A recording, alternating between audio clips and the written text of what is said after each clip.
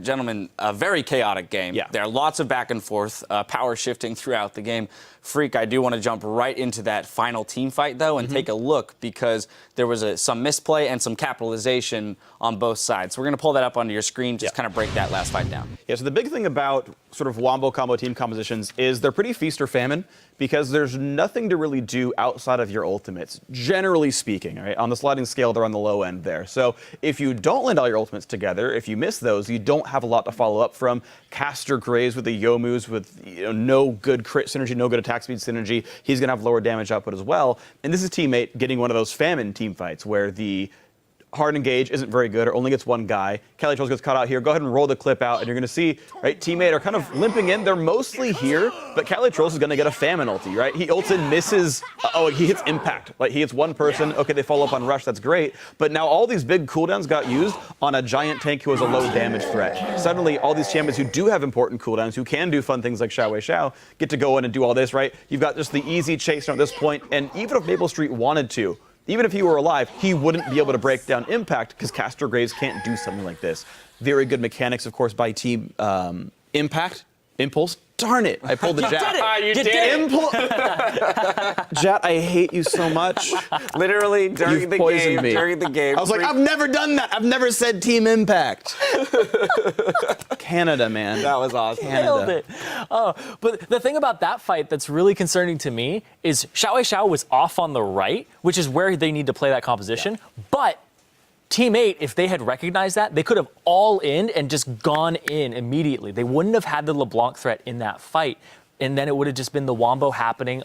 Even if you get one person in that fight that isn't Impact, you go for some other backline damage threat, then you're completely in the clear there for Team 8. It was a good illustration, though, of what happens when you lose one element of your wombo combo. Yeah. The Malphite ult having been used, because we have another example, and we'll just pull this up right now. We have another replay of the wombo combo being used effectively. So, Zyrene, I'm going to let you take this one. This is my favorite part of the day, because we've been having these games where people have 0 kills. This is a bloody game, and I absolutely love it. So, Calitrolls, he eventually gets the command protect on him, and he holds his ultimate for so long. Impact is basically up against him playing zone defense, just like right up in his grill, right? He's like, I'm not going to let you get into these guys. I'm not going to let you get into my backline. And then Calitrolls just goes up and diagonal over him, and that's what causes the wombo combo to happen. We're going to start rolling it out here, and the big thing here is Xiao Wei Xiao is not in this fight either.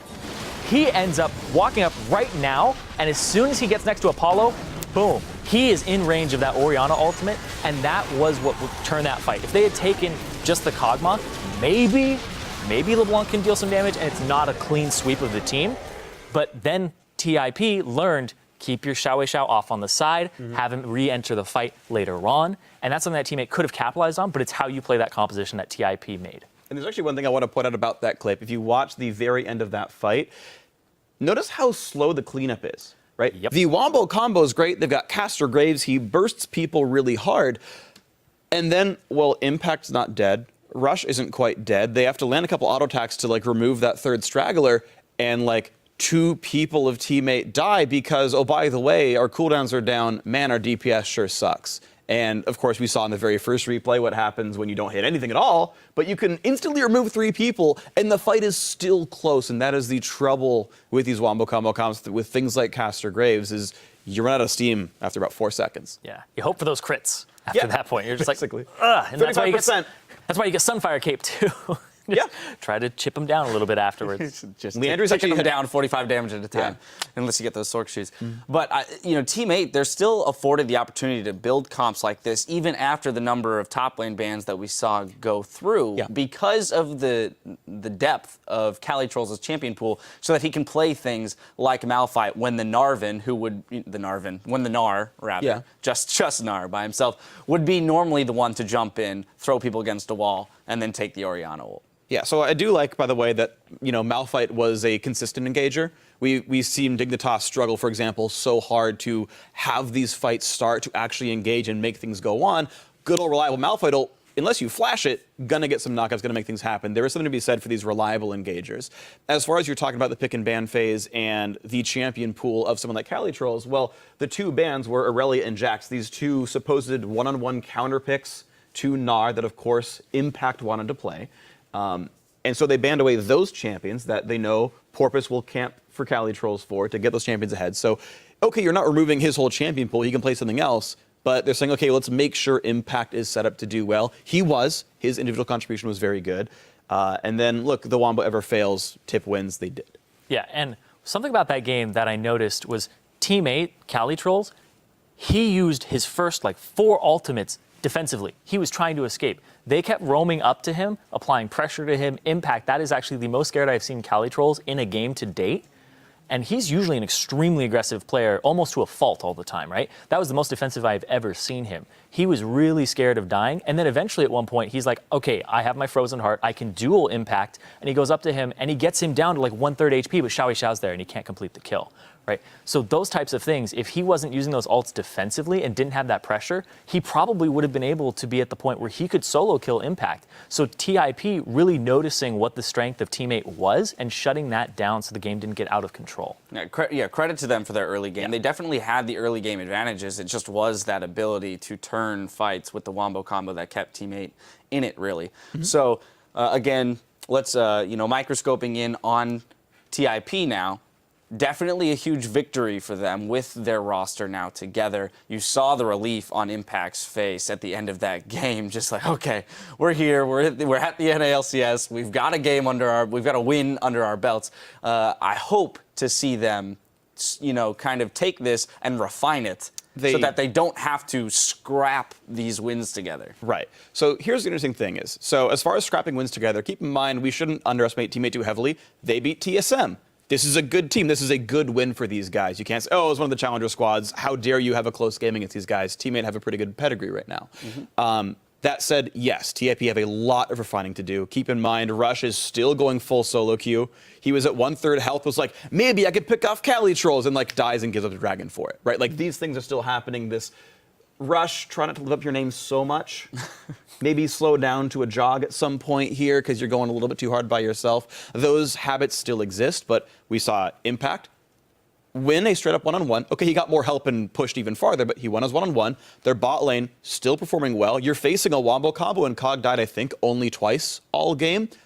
Props to Apollo for that, right? These guys are actually all, for the most part, pulling their individual weight. They're going over aggressive. They've got to polish that, but the elements are here for them. Yeah, and Xiao is still Xiao. Right. I was actually really impressed with their bottom. He was more Xiao than he was in the previous 3 games of the yes. I think so. Than he was in the previous week. Yeah, right? He was more confident in being able to roam outside of his own lane. I think a lot of that is he was on a playmaking mid laner this time. He's been on LeBlanc before. Yeah, he's done it before. He just got. But he had, he played it for the solo queue portion before, but now he has a team that's more team oriented too, and which has always kind of been his thing, right? Is he needs a team to support what he does. He's a playmaker, but he needs people that are going to back him up or start the fight for him before he jumps in. He's always kind of the second person in on things, right? He was a big Yasuo player where it's all right, coming in second, right? You literally have to follow. Well, exactly. That's where I want to point to Adrian, because he roamed mid on Nami. He had huge contribution to getting Xiao in the position where he was comfortable making those solo plays to help out the rest of the team. And it's something we're seeing so very much. We were actually joking. We were thinking, who's going to be in the OP5? And I was like, I think the OP mid laner should be Lustboy because he's having more impact mid lane than most of the other mid laners here. And it's so good to see these guys roam out. And of course, yes, good play by Adrian. We're seeing it, I think, more and more this season. The support's roaming out of lane to make these plays to get those solo lanes ahead. In the specific instance of this first blood kill or the second blood kill, it was okay. Chains landed. Wait for the root, then bubble. Okay, it's free. Right, mechanically pretty smart there. But yes, I think we're going to see this more often. Good by Adrian to do it, but it's going to be commonplace. Yeah, definitely an exciting match. Very chaotic, but fun to watch. Don't touch that mouse. Coast are preparing to battle it out with Gravity in our 5th match of the day. We'll be right back after this.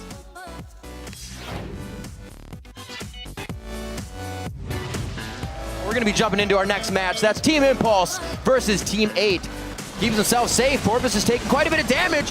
Dodo comes in for the ultimate to disengage and let the team reassess the fight. Flies in. That was Gnar wearing off as well, so he just got what he needed in the ultimate. Where's the shockwave? It's only one person. There it is. The 4-man Wombo combo. That's all they were looking for all game. Can they seal the deal? This time, time. It's the double kill as Xiaowei Xiao absolutely pops 2 members of Team 8. Impulse showing a completely different team here. They are able to take down Team 8.